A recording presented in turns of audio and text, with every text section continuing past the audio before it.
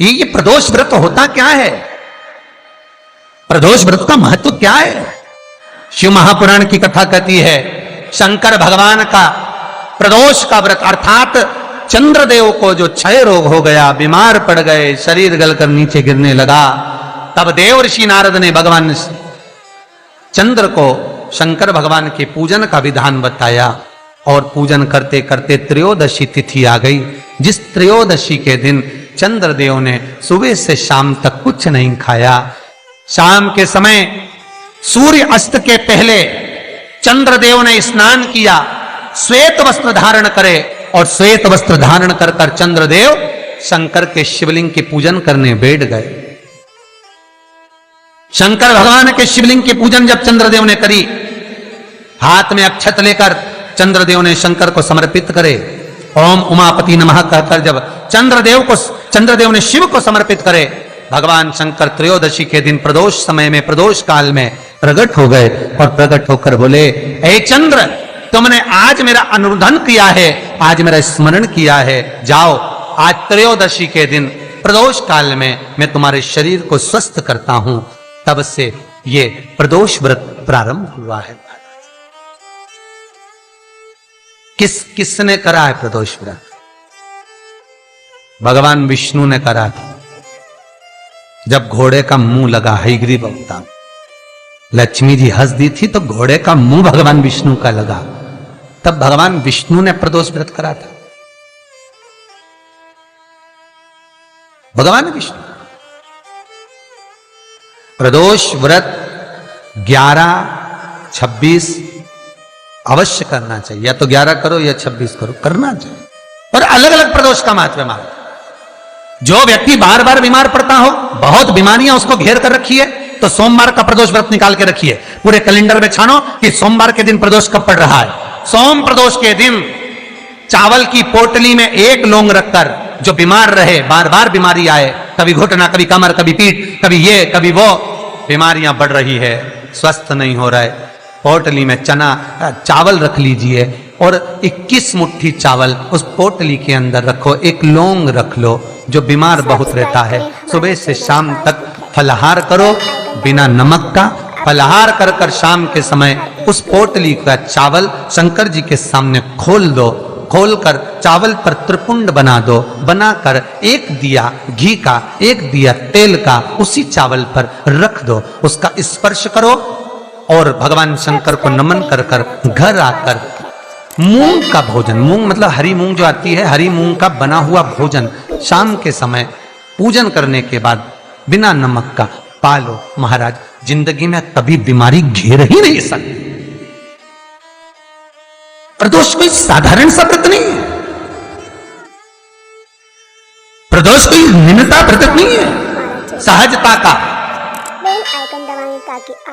एक एक प्रदोष का महत्व शास्त्र वर्णन करता, शिव महापुराण कहती है एक एक प्रदोष का महत्व, एक एक प्रदोष। शंकर भगवान का मिलन बिंदु है प्रदोष। भगवान शंकर पर विश्वास रखकर एक एक पल, एक एक घड़ी, एक एक समय, एक एक नक्षत्र का शिव महापुराण में वर्णन है।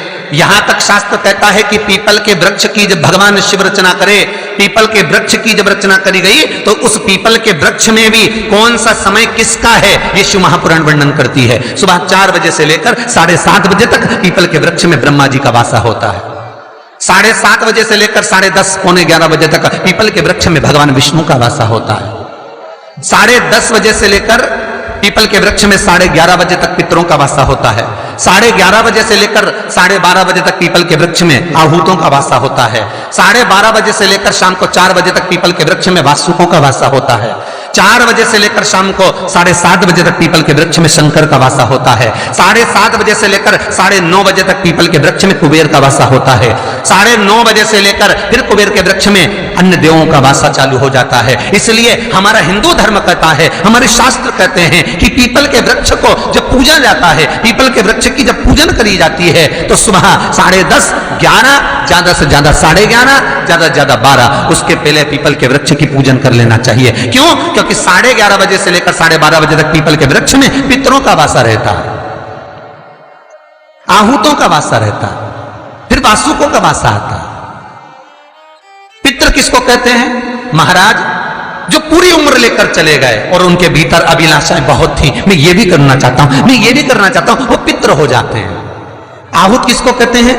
जिस माता के गर्भ में बच्चा जन्म ले और मर जाए, या 6 महीने का गर्भ धारण करने के बाद अवर्षण हो जाए, जीव पड़ने के बाद 6 महीने के बाद अगर बच्चा गर्भ में भी शांत हो जाता है, कुंवारी अवस्था में शांत हो जाता है, जिसका विवाह नहीं हुआ, ऐसा बच्चा जब शांत हो जाता है, अधोगति में कोई मर जाता है, सुसाइड कर एक्सीडेंट में किसी भी रूप में मर जाता है, तो वो आहूत कहलाता है।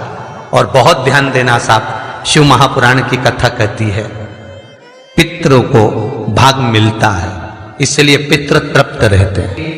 पान के पत्ते के ऊपर मात्र पान जानते हो, वो खाने वाला जो पान करता है उसका पत्ता,